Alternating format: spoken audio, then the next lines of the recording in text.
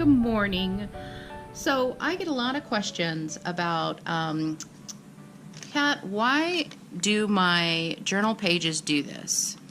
And this is watercolor on Hobonichi paper. That's Tomorrow River paper. And it buckles, as you might be able to see here. Mine dried actually pretty flat, but that's because I'm kind of used to doing it to minimize the buckling. But if you go and you put a lot of water on this paper, it's going to buckle. And that is the main reason it's doing it. Well, people think that they have to give up doing watercolor on this type of paper.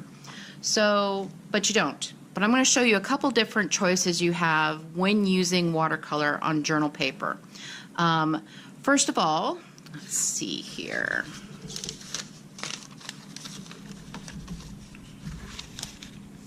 So this is watercolor on the same type of paper.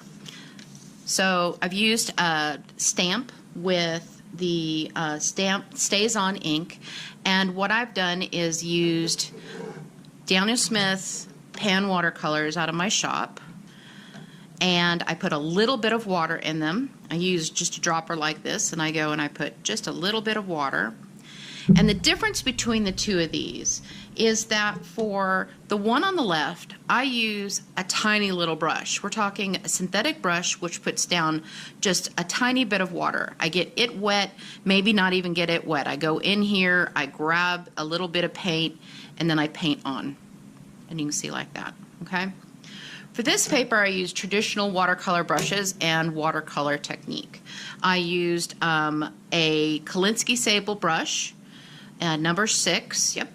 And I used this Sapphire Robert Simmons. I think these are natural brushes, but all I did was apply some water in the top here to do the blue. And water is not your friend when it comes to this type of paper. It absorbs in. So what you want to do is minimize how much water you put on there. So even with this, I actually went in and I put water down first. Then I came over and I grabbed paint and I put the paint into the water, called a wet-on-wet technique. And you can see that there's actually not a lot of difference. I was a little surprised. Not a lot of difference between these two paintings. And that's because I'm use as little water as possible when I work on this type of paper. And I tried to actually just use as much water as I could think of, but when water pools up on this paper, it's just going to start wrinkling like you wouldn't believe. So you really just want to minimize the area you work in or how much water you put on it at the time. One of the other things you can do is once you do this and it's dry to the touch but it's still cool, you can actually shut your journal, put a piece of paper in there if you want that's absorbent. Sometimes I put a paper towel in there actually. Then put weights onto your journal and see if you can get it as smooth as possible. I was really surprised how well this actually took when I did this morning. So you've got as little water as possible in a technique that's almost what they would call dry on dry. Dry watercolors, which you just think of them as less water than usual, onto dry paper. The next thing you could do is you could use colored pencils. And these are using the Prismacolor watercolor pencils. These are these.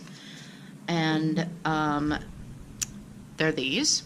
Okay, and I actually hadn't used these before. I bought these last year, didn't have a chance to use them before I kind of put a hiatus on me doing watercolors for a while, trying to get into mixed media a bit, and watercolors are really comfortable for me, so I even found sitting down and doing these watercolors for the first time in 6 months that I was like, ooh, they actually do what I think they're going to do, and I'm trying to push myself out of that. So these are watercolor pencils, and all I did was you go in and I colored like this, and then you can go in with a damp brush. I used, in this original one, I used this little brush, which actually is wet, so we're okay. And then I used pink with it before, so you can go in here and you can apply the water and you'll get an effect, okay? And you can see depending on how much water you use, you can see a little bit of the scratch marks behind it. That goes away if you use a little bit more water. And in this example down here, this is a Prismacolor color pencil. This is the Cartier, I can't ever remember this, Caran d'Ache. So I have a whole set of these museum Caran d'Ache. So that's it there. These are considered my best of my watercolor pencils. And the last I have, which was a buy just recently, was this Albright Durer. And I have to admit, these are really a sexy watercolor pencil. This is it here. The idea is that I like watercolor pencils that don't leave markings on the paper. And so you add a little bit of water, I want them to melt away really easily. And in this case, on this paper, they worked really well because there isn't a tooth to the paper to kind of grab those marks. So if you're fighting with watercolor pencils, I would say maybe even try more like a hot press paper. You might find that if it doesn't have the tooth of the paper, and I can show that in just a minute, then they don't grab on as much. So my next example I have is a 140-pound watercolor card. Actually, I think they're 140. I'm going to have to look it up. But these are made by Fabriano Postcards. I actually buy them just because they're a cute size to do a watercolor on. This was done with same brush. I wanted to use the same brush through all these examples, and as you can see, you can actually do quite a bit with a small synthetic brush, a little bit of the pan watercolors, and some water. This is a light water technique. I didn't try to do any big washes across anything, but this is more to show you these were like, took me a minute a piece to just quickly color in, and I used the 3 colors on this one. This is Tooth. So you can see in this one, it's got these ridges, it's got a texture on it. This is cold press. And so this is when I'm talking about these color pencils, they're gonna grab onto this tooth. See it there? So when you go to use the watercolor after it, I'm gonna grab a different brush just to give me a different wet brush here. And you go and you, whoops, no water. So I'm gonna, this is my cheat. You can put a drop of water on a brush like this in a pinch. I just happen to have that out. So when you go to use this, you want it to melt. And see, this does actually bring it up, which is good. But as you will see with this new one I have, okay, and you can see the tooth, the texture on there. It melts perfectly. This is what I've always wanted in watercolor pencils, just beautiful. So watercolor pencils may be my new favorite journal medium to put color down because of this. Now, you could use this card as a tip-in into your journal. And so this was just another example of how you might incorporate watercolor into your journal. This is on cardstock, same technique, little water done very quickly. If you want darker areas, you just kind of wait till it kind of settles a bit and then put some more in.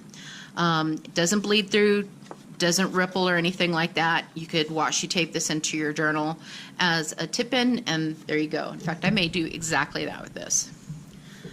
So my next choice is a very interesting piece of watercolor multimedia paper. It's called Yupo, and it actually, let me show you the cover of this, okay? It's actually plastic paper, and it absolutely does not absorb anything, and it doesn't wrinkle either, which is really nice. I had fun playing with it. I used very little water because, again, it doesn't absorb water, so you're just pretty much waiting for the water to evaporate out of them. If you've seen other artists work with this type of paper, you get really nice, some really cool kind of unexpected dry lines and such in it. It's just kind of a fun thing to kind of play with. It's not my type of thing for doing a large watercolor painting, but as a journal paper to put in, I really like this, and I may incorporate that as well. So last but not least, I have a insert for a a traveler's notebook, a Midori traveler's notebook, and it was actually made out of watercolor paper. Not a real high-end watercolor paper, but then again, it's actually really, I think for a journal insert, it's really nice. This was made by Sincerely Inked, kind of expensive. It was $10. I'm actually really interested in making my own at this point. So I have the stuff to actually make my own watercolor inserts. And I would honestly use this for watercolor and mixed media just because it's thicker paper. And as a watercolor artist first, I just kind of get attached to that idea of thicker paper. My watercolors are done on 300-pound paper, which is like actually doing watercolors on cardboard. And so I was going to show you, this is an old journal of mine where you can actually tip in watercolors that you do. I've probably got another one in here. Let's see, this is several years old. I've done it and inserted it in. Here's another one I did. And I really prefer to do mine on watercolor paper and then tip it in. So anyways, so that was just brief reasons why your journals do the puckering bit, and some people love it, some people don't. Personally, I don't, and so I look for other ways to do journals. So hope you have a good afternoon. Thanks.